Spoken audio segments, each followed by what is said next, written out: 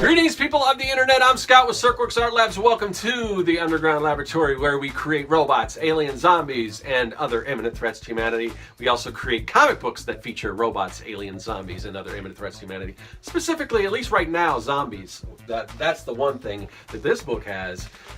So this is Young and the Dead. This is the first issue. There are 3 issues available. This is my personal comic book project that I'm working on. So I am working on issue 4 right now, and this is part of 100 days of making comics, where you spend 30 minutes a day or more if you have the time to work on your own personal comic book project. I already showed you what I'm working on. Maybe you're working along. Maybe you're right in the middle of creating your own comic book while you're watching this videos, and that's what a lot of people do, is they just, you know, some of these videos tend to get a lot long, but that's okay because a lot of people are actually creating while they're watching it. So maybe you got this in the background while you're drawing on your own comic, and that's awesome. And keep up the awesome work, and let's get that done. If you're not taking the challenge already, think about it. It's a lot of fun. It's a lot of work, but it's a lot of fun. So anyway, where are we with the challenge? We are at day 41. So we got our big fat Sharpie. We got our big pad of paper. Day 41. I'm going to jot that down just so we know where we are, so we don't get confused. Once you start getting in these multiple days, you start to lose track, so that's why we do that.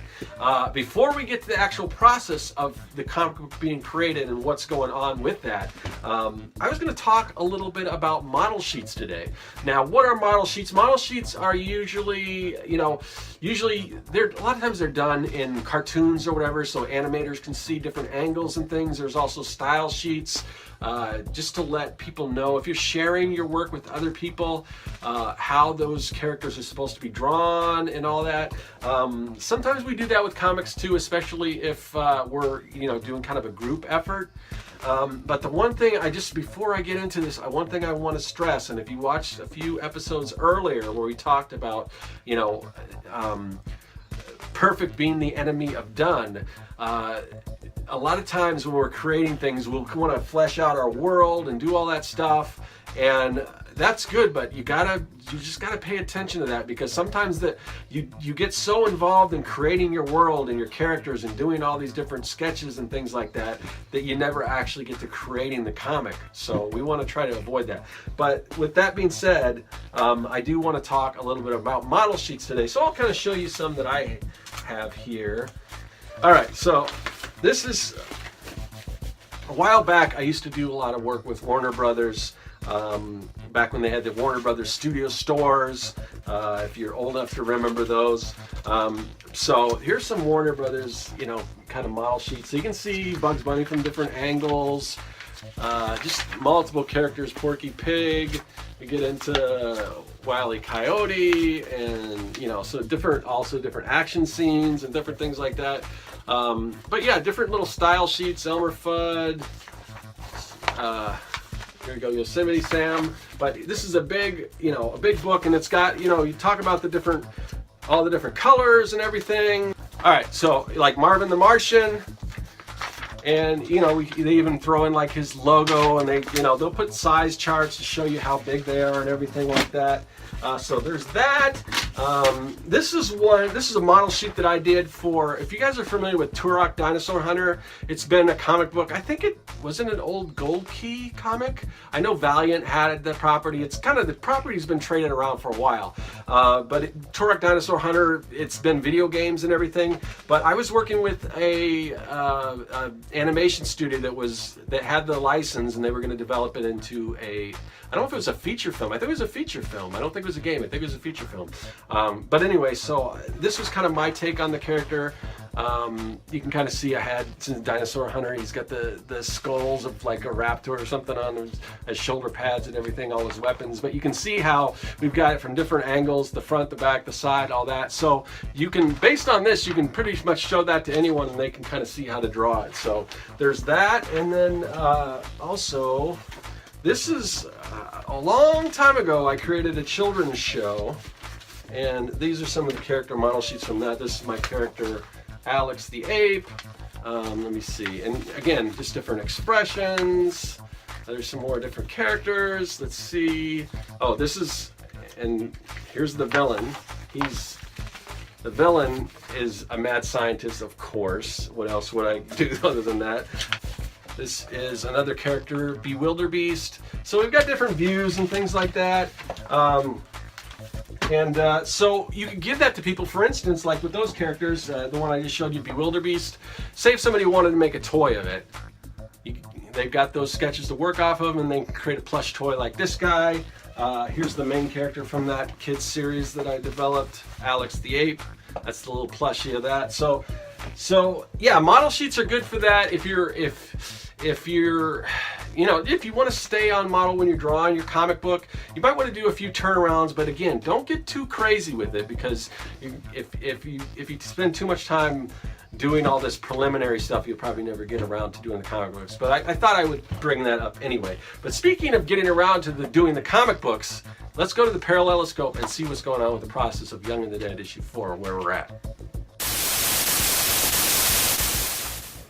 Still trying to eat fairly healthy. Took a few cheat days, like people invited me out to dinner and everything.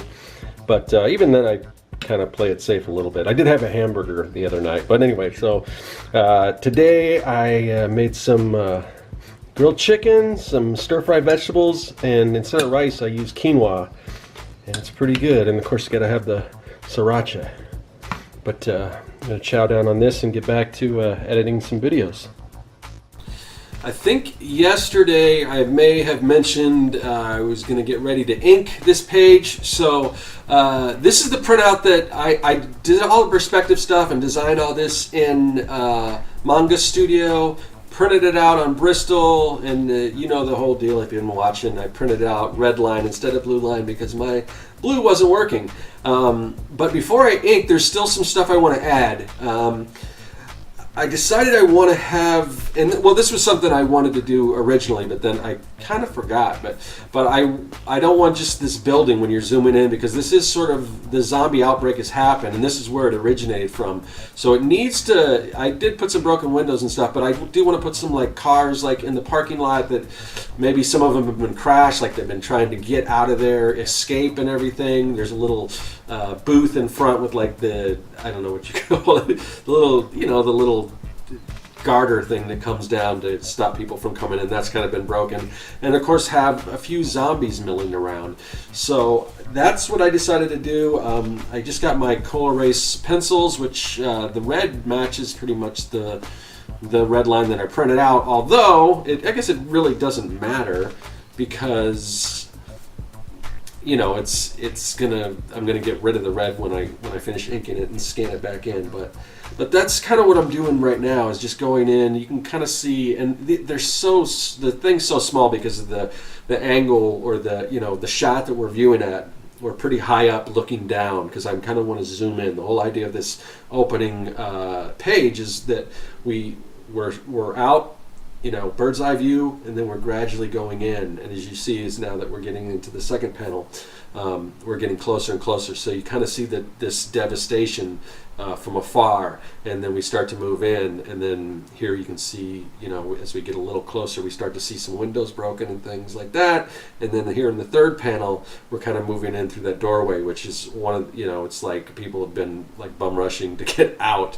So you've got some of the doors are kind of off kilter and stuff like that. But I'm going to finish this up, and I will ink it tomorrow, so stay tuned, and we'll finally get to some inking then.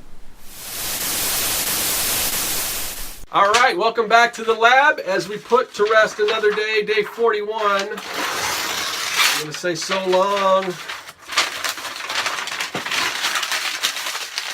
We're going to look forward to day 42. That will be tomorrow. I'll see you then.